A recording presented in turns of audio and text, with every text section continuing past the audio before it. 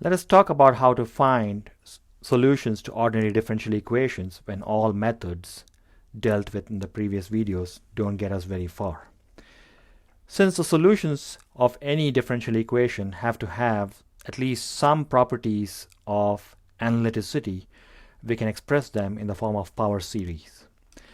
So there are theorems that tell us that we can do this. Let's try an example out. Suppose I have y prime equals 2xy with y of 0 equals 1. You can actually solve this very easily by any methods.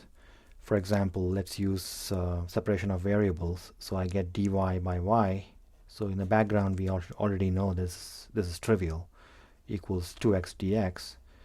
And so if you integrate both sides, I'm going to get natural log of y equals integral of 2x dx, which is x squared, plus some constant of integration, which I'll write as natural log of c or something like that. So I'll write that as natural log of c, which means that y equals constant times e to the x squared. Well, we don't know what the constant is, so we can use the initial condition. The initial condition says that y of 0 equals 1, which means that the constant equals 1. So this tells us that y equals e to the x squared. And does that satisfy this differential equation? Let's try. Y prime equals the derivative of e to the x squared is going to be 2x e to the x squared, and that's indeed 2xy. So in less than a minute we have solved it using traditional methods. However, it's instructive to know to use this method of series on something that you already know the answer to, because then you can see how it actually works little by little. Now, because this x naught is the initial condition point, x naught is 0 in this case, so we'll take our series to be sigma n equals 0 to infinity. If x naught were 1 or 3, we'd put x minus 3, for example. So this would be just a n xn. Or we can write out a few terms here, a naught plus a1x plus a2x squared all the way up to a n xn. And then it doesn't stop there, it keeps going. So that's our first step. Now we have to also find y prime, so let's do that. Y prime will be a naught. Well, a naught by dt is 0, so that it goes away. And then I get a1 plus 2 times a2x, and then I keep doing the same thing. The general term is going to be n times an x to the n minus 1, and so on. Now I can put this back in the differential equation, and I end up getting that equal to 2x times y. So basically I'll get 2 a naught x plus 2a1 x squared all the way up to 2 a n minus 2 x to the n minus 1. The reason I wrote it like this is because I want to compare coefficients. So if you'll notice, the comparison is for the n minus 1th power. For the n minus 1th power, the coefficient of x to the n minus 1, which is nan on the left side, has to be the same as the coefficient on the right side. So this gives us a relation known as a recursion relation.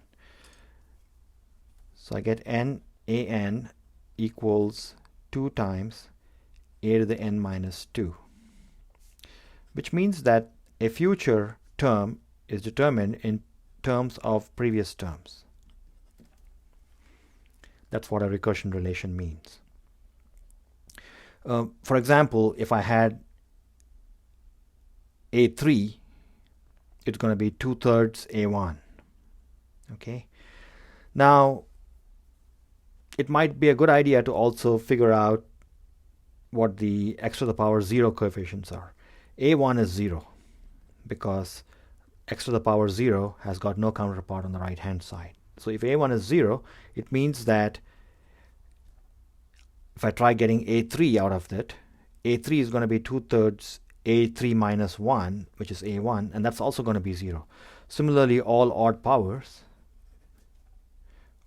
coefficients rather, a2m plus 1 will be identically 0. So because a1 is 0, it's like the domino that topples all the odd guys. Now by the initial condition says y of 0 equals 1. So the initial condition gives us, actually I should call it boundary condition because these are conditions on space, but I'm being loose with terminology here because we're not doing PDE theory after all. So y of 0 is equal to a naught, and that's equal to 1. So you know the seed for all the even guys. So for the even coefficients, for example, a2 is going to be 2 over 2 a naught, which is going to be 1. A4, because a3 is 0, a4 is going to be 2 over 4 a2, because a2 is 1, that's going to be 1/2. And secretly we know it's 1 over 2 factorial because we're looking at that one there. And then a6 is going to be 2 over 6 a4.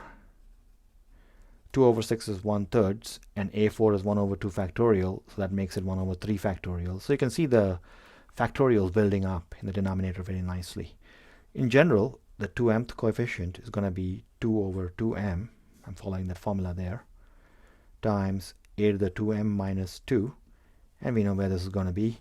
It's going to be 1 over m factorial. So 6 is 3 factorial, so 2m is m factorial. Once you have this, you can build your solution by simply putting them together. So y of x is going to be a naught, which is 1, plus a1 times x. a1 is 0, so we don't bother with it. a2 times x squared. a2 is also 1. a3 doesn't exist. a3 is 0. a4 times x to the 4. a4 is 1 over 2 factorial. X to the 4, which I'm going to write as x squared squared. You see where I'm going with that. And then a5 doesn't exist. a6 is going to be 1 over 3 factorial. X to the 6, which I'm going to write as x squared cubed. So it's becoming pretty apparent that this is going to end up being our desired solution, which is just the Taylor expansion of e to the x squared. So in this manner, we have found the same solution that we had by solving the problem directly. So it's a really swell method. Now let's try to apply this method to something slightly more complicated. That was a first order differential equation, and we did that so that we could have some confidence in the method. Now why not we try some second order differential equation instead? A good second order differential equation to try would be, so here's example 2. That was example 1 that we did earlier.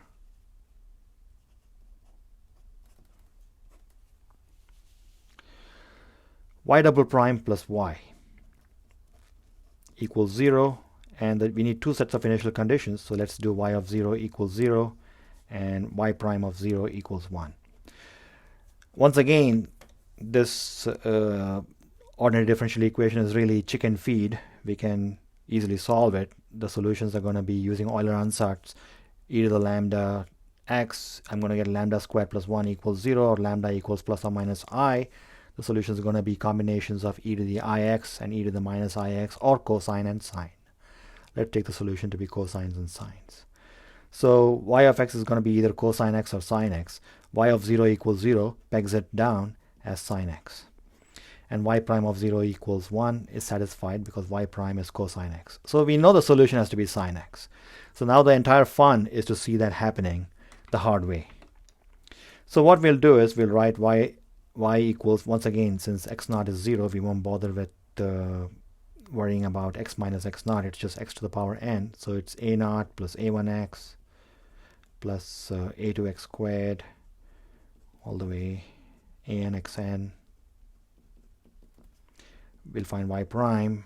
It's a1 plus 2a2x plus 3a3x squared. Actually, as a matter of fact, I can tell you right now that only the nth term matters. So all these early terms are not important. So y to the power y double prime is going to be a bunch of stuff plus n times n minus 1 a to the n x to the n minus 2. When I put this back in the differential equation, I'll basically end up not having the y prime at all. I'll only end up having y double prime and y. The coefficients that I'm going to be worried about are going to be the powers x to the power n minus 2. Now I have two ways of doing this. I can either advance y double prime 2 more steps to get x to the power n and then equate the x to the power n terms, or I can retreat 2 steps on the y front and get the coefficient of x to the n minus 2. I think I'll go ahead in this case. So I'm going to write this as n plus 1 times n a to the n plus 1 x to the n minus 1, and then one more will do it. That's n plus 2 times n plus 1 a n plus 2 x to the n. And there I have it. The coefficient of x to the n, which is this, should be equal to an. So let me write what an plus 2 is. An plus 2 must be equal to an divided by n plus 2 times n plus 1. That's going to be my recursion relation. Let's first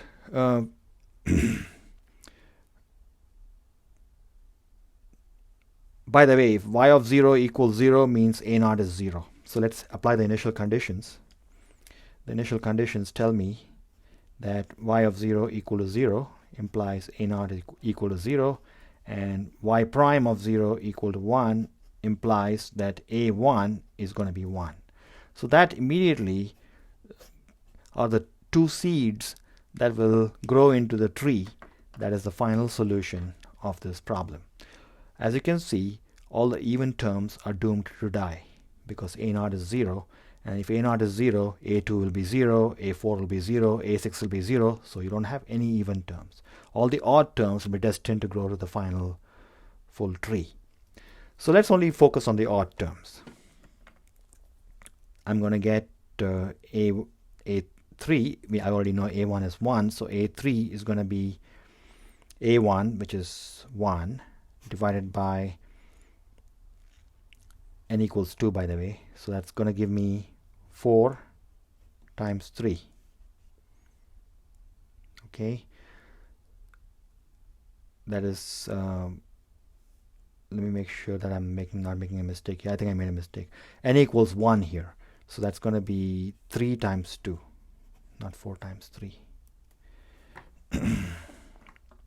So this this method is a little on the treacherous side because you got to be pretty methodical. All right. So once I have that, I can already see what's happening. It's 1 over 3 factorial, really. So a5 is going to be a3, which is this. So I'll write that already. 1 over 3 times 2 times, to get 5, I needed 3, right? So I have to get put 3 here. 3 plus 2 is 5. And 3 plus 1 is 4. So that's already 1 over 5 factorial. And I don't need to belabor this. A to the 2m plus 1 is going to be 1 over 2m plus 1 factorial. So we have our solution.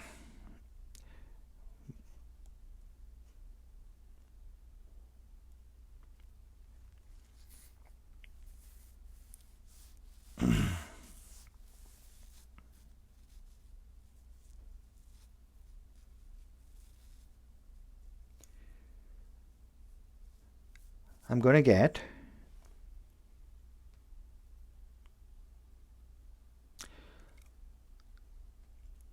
oh, by the way, I made a mistake here. Y double prime plus y equal to 0. So there's a minus sign here, and the minus signs alternate. So So it's minus 1 to the power m, because it's a y double prime plus y that's equal to 0. So that n plus 1 times n, an plus 1 plus an equal to 0, and so an plus 2 will be minus of the other thing. So that's one thing I needed to do. So y of x will be equal to the a1 term, so that's going to be x, minus x cubed over 3 factorial plus x to the 5 over 5 factorial, x to the 7 over 7 factorial, and so on, plus negative 1 to the power m, x to the 2m plus 1 over 2m plus 1 factorial, and so on, which is shorthand for sine of x.